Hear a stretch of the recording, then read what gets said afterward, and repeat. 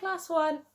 I have got a new book to share with you this week. It's called Ruby's Worry, and I've chosen this book because sometimes we get worries, don't we, and it makes us feel a bit sad or a bit upset and a bit scared, and this is all about a little girl called Ruby who has a worry too and what she does about it. So let's find out about her. Ruby loved being Ruby. She loved to swing up high. She loved to explore wild, faraway places.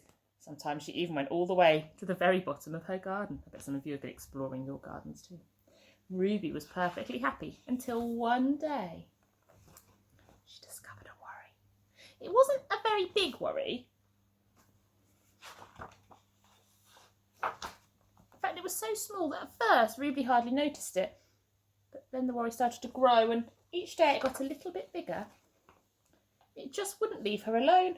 It was there at breakfast staring at her over the cereal box, and it was still there at night when she cleaned her teeth. The funny thing was that no one else could see Ruby's worry, not even her teacher. So Ruby pretended that she couldn't see it either.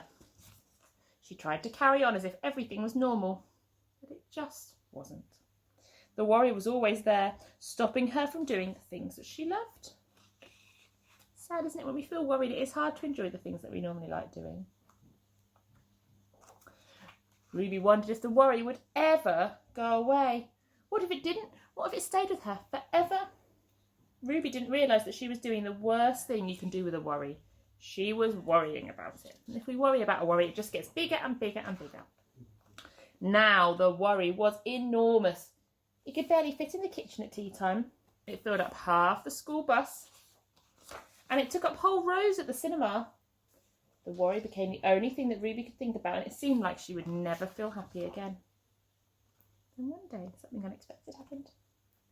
Ruby noticed a boy sitting alone in the park, and he looked how she felt, sad. And then she noticed something else, something hovering next to him. Could it be a worry? It was.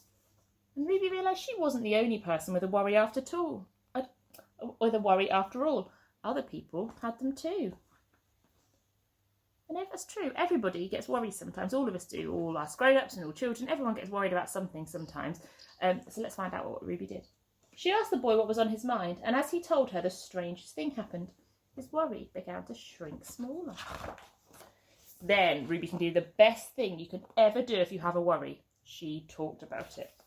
As the words tumbled out, Ruby's worry began to shrink until it was barely there at all. Soon, both of their worries were gone. And talking doesn't always make our worries go away, because sometimes the worry might still be there if it's something that's making us upset.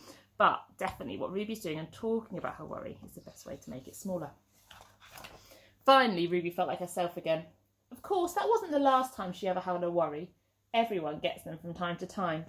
But now that she knew how to get rid of them, they never hung around for long. The end, and there she is at the end, being really happy playing in the garden.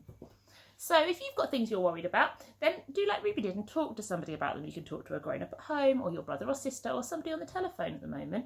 And I hope that book made you realise that it's not just you who gets worried, it's all of us. Bye-bye.